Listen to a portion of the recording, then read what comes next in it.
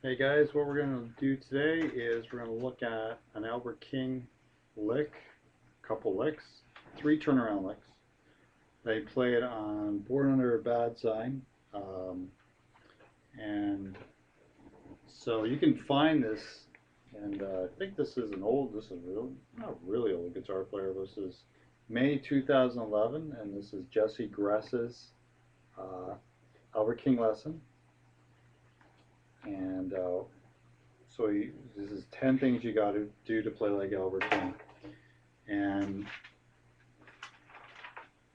so what we're going to look at then is kind of two-bar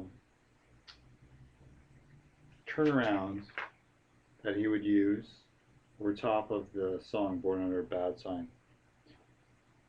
And these are great turnaround licks. Now, Born Under a Bad Sign was in the key of C sharp. And when these licks would be used when you're going from the G sharp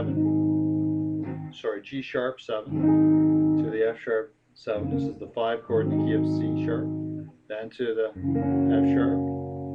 Then when he plays that C sharp 7 to the G7, which would be on bar 11, going to bar 12 with the G sharp 7.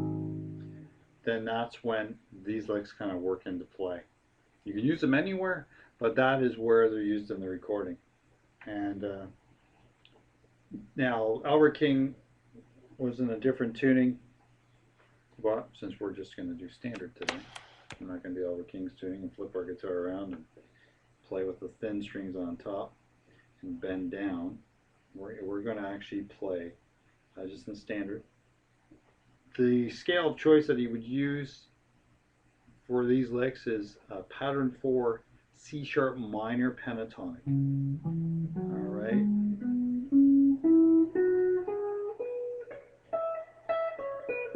And here's what it looks like. The C sharp minor pentatonic, you're going to take your first finger and put it on the 9th fret on the E string. All right. So this is the root note, C sharp, pattern 4. This is the one most commonly most people play. There's 5 of them, but this is the most common. And then you're going to take I'm just going to show you the shape so you see how this is kind of all comes into play. And then you're going to go take your pinky or third finger, play it on the 12th fret on the E string, big thick E string, 9th fret on the A string, 11th fret on the A string, using your first finger on the 9, third finger on 11, and then we have 9th fret using your first finger on the D string, third finger with 11th fret on the D string, the 9th fret on the G string using your first finger, third finger on the 11th fret on the G string, the B string 9th fret, third finger of pinky on the 12th fret on the B string, and then the 9th fret on the thinnest E string, and then 12th fret on the thinnest E string. So we have this, and I'll just call it out again. 9, 12 on the E string, 9, 11 on the A string, 9, 11 on the D string, 9, 11 on the G string, 9, 12 on the B string, and 9, 12 on the high E string. Now he didn't play ripping up and down. I mean, this is not about ripping up and down. This is really a feel that you really have to gain. And you gotta listen to the recording. I don't even know, I'm getting the licks to my best ability. Don't got them down perfectly. I'm not Albert King, but it gives you a general understanding where things are going. Now we're going to look at, if you have the magazine, it's page 90, and look at example 2A. And so what we have here, we're in that blues box, and we're going to bend 12. The first part, first of all, the lick sounds like this. Let's try that again.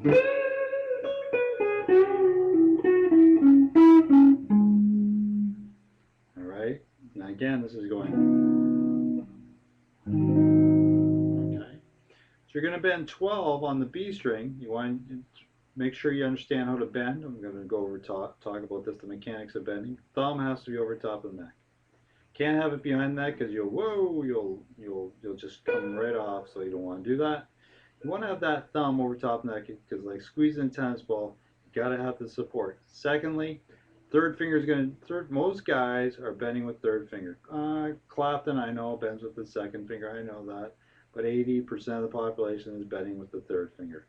And when you bend like this, you want to make sure that you have some force, some kind of reinforced fingering going on.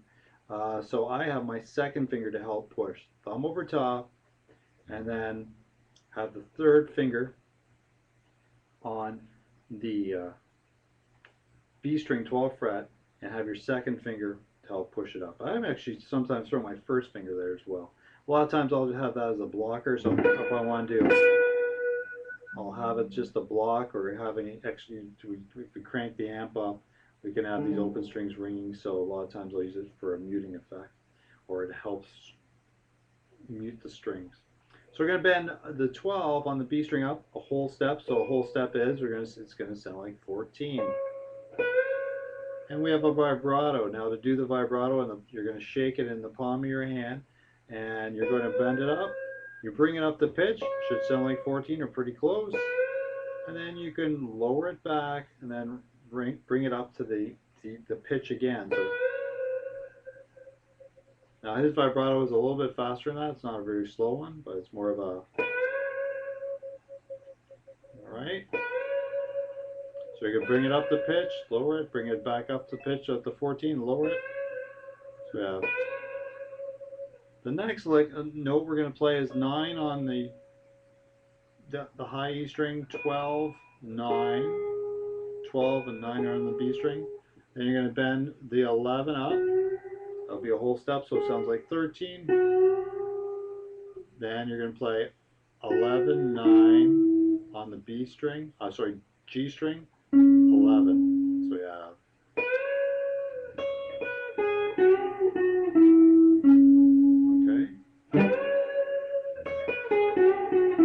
again, 12, we're going to bend 12 on the B string, raise it up, 9 on the high E string, 12, 9 on the B string, 11 with a bend, whole step bend, so it sounds like 13, 11, 9 on the G string, and then 11 on the D string. Now he's going to, you want to stop that, so I use the pick to stop that bend note on the 11th fret on the G string. And then I can just release it, so I don't get this. Or you can, a lot of times I'll also use, hold the pick so close, I use this part of my thumb also to stop the string from ringing. So we have, and a lot of times we'll have this bounce going on when you're playing these types of blues.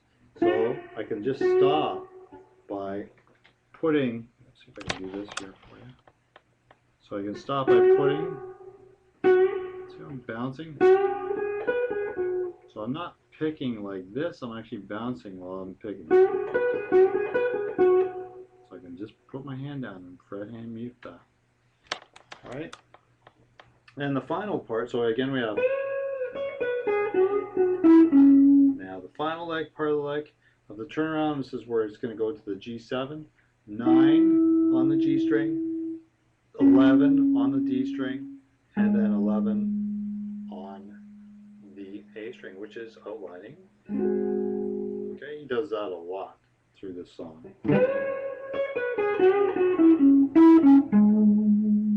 Okay, actually it's played short. I forgot there's a staccato marking on that. All right. Oh, and there's a bit of a vibrato on 9 as well. So. Okay. So that's that lick. Again, you have to listen to the recording, get it best. Get an old copy of the magazine if you got it. If not, just use your ears. But those are the notes that he's playing. The other one we're going to do is example 2B, same page, page 90. It's another turnaround lick. You're going to do that same bend on 12, so it sounds like 14. And then you're going to play 9, 9, 9 on the high E string, 9 on the B string, 11, 9 on the G string, and then 11 on the D string. So we have this. Again. Okay, again. Now what you're going to do is you're going to do that vibrato again on the 12, bend it up with vibrato. Then you're going to play 9, 9. Now I don't personally like barring when I'm playing these. I don't even, some people will roll their finger, I do not. What I do is I just individually pick each one. So it's going to go 9 here, 9 here. I find if I bar and I roll, I get this ringing. This doesn't always work, so I want to just play them individually. 9 on the high E string, 9 on the B string, 11 on the G string, 9 on the G string, 11 on the D string again. Okay. The final part of that lick, where it's going to go into the G7 chord again, is you're going to bend 9 on the G string, and then 11 on the D string, and then 11 on the A string. So now that 9 can be bent upwards, so it's going to sound like 10, or it can bend downwards. All the other ones, not the cool thing about the G string is you can bend it up or bend it down. The other ones, I mean, you can't always bend these guys. You're not going to be bending the high E string. The B string maybe, but it's going to be hard to get it in pitch. But the G string, it does have a different effect if you bend it downwards or bend it upwards. Alright? So you want to bend, I'm going to bend it upwards, because everything else is upwards. Good habit to get into. So you're going to bend that 9 on with your first finger on the G string, then third finger on 11 on the D string, 11 on the A string. So this is what the lick sounds like.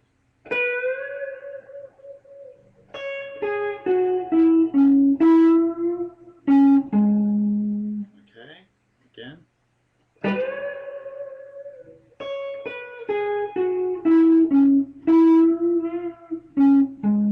There's a slight vibrato on there, by the way.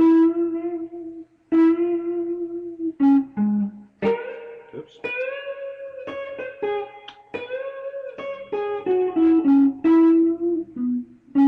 My gosh, why am I making mistakes?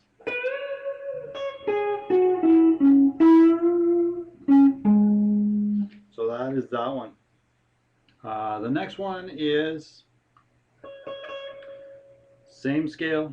You're going to play 9 on the high E string. This is example 2C, again, page 90. That guitar player, May 2011. Brian Setzer's on the cover. You're going to play 9, then 9, 9 again. So we have this typical blues phrase. This is a stereotypical one we hear a lot.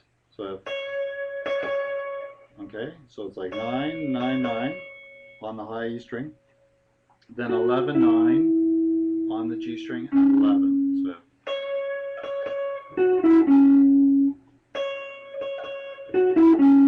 okay, so we're going to go 9, 9, 9 on the high E string, 11 on the G string, 9 on the G string, and 11 on the G string, D string. So again.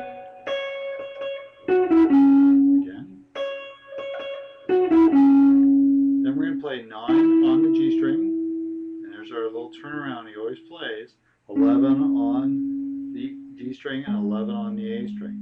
Okay, so we have that's stereotypical. Okay, so again you're going to go 9, vibrato, 2 quick 9s there on the high E string, 11, 9 on the G string, 11 on the D string, 9, slight vibrato, and then 11 on the D and A string. And then a final thing, puts a little chord jab in there, barring your first finger across the 9th fret on the E and B string. Okay, and it's quick, it's a staccato. So again we have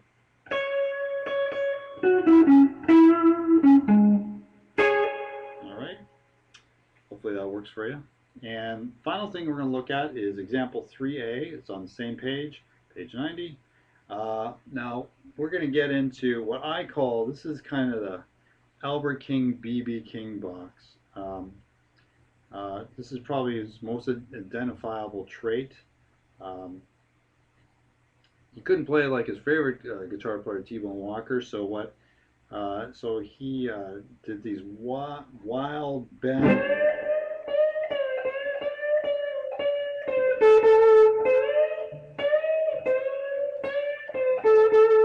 And basically, he called it squeezing, and it allowed him to access 5 notes.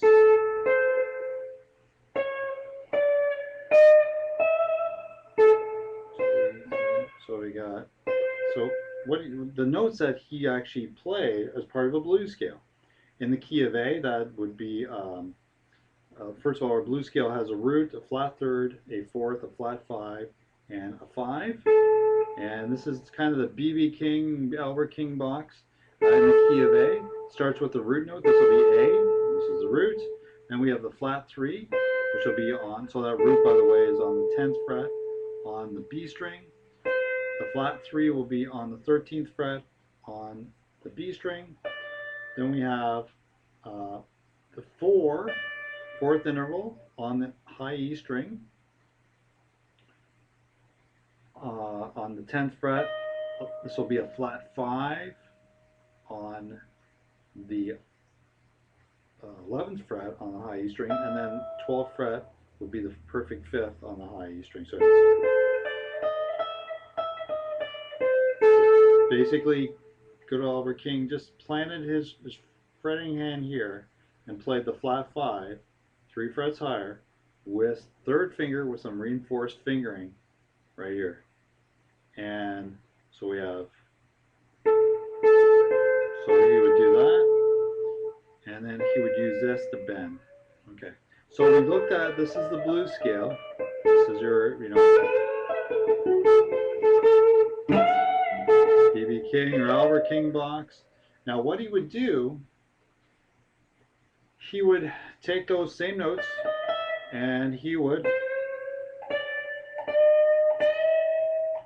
so you're going to have to, in next video I'll show you how to, how the licks work over that, but what you want to do is work on your intonation now.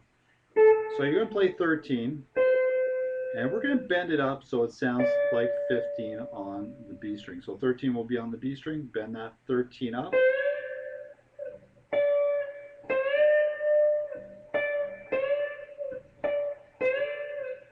So he bent it so it sounds like 15, and then he took that 13th fret again on the B string and made it sound like 16.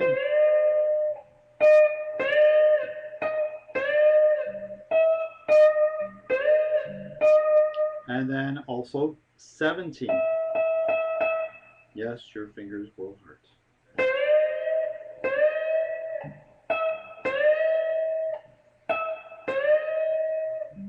So I have the 13, and then I have 15, 16, 17.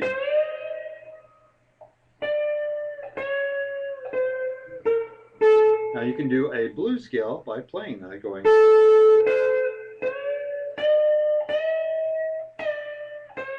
Oops.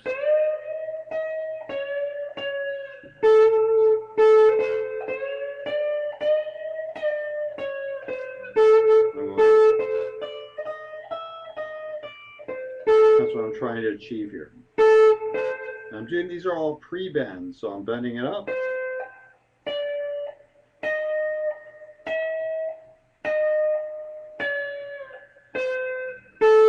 So I'm going to bend it up.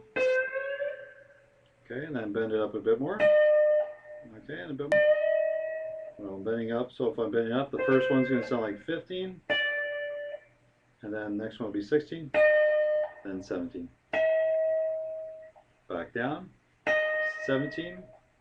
16. 15. 13. Okay. Now what you can do is, the notes that you're playing are A, C, D, D sharp or E flat, and E. Get a tuner, turn it on, turn that tuner on, and then see how close you can get it with the tuner. A tuner that has a microphone, or even if you have a headstock tuner, and that'll get you. Then you can see where you're at. Use that tuner to your advantage, and you can. Now, when you're playing these things, it isn't about being like intonating perfectly. It's not what it's about. It's really about feel. You got to listen to a lot of Albert King to get a feel for this, or you know, you can use the tuner, but it's really about feel and trying to get the same sound as him and trying to, get it to a point where those licks become your own. And that's what you want to do. You always want to imitate and then um, kind of, get those licks down, and then you can innovate. So you need to do those things first. Is imitate these guys, because and then you can assimilate, and then you can innovate. That's the best. That's what usually a lot of students say. Innovate first. They put the three fingers, or however you want to look at it, upside down. They innovate first, but it's better to learn, try to play like Albert King, because everybody had to steal from somewhere. Okay, so even Albert King did. He stole it from B.B. King, and he probably learned a bunch of B.B. King licks and then expanded upon it and figured out some other things as you go along. So always remember, you need to imitate first, work on it, do it, and then you can innovate. Anyways, I hope that helps. I'll give you another Albert King lesson next time. Have a great one, and take care. Have any questions? Again, don't be scared to ask.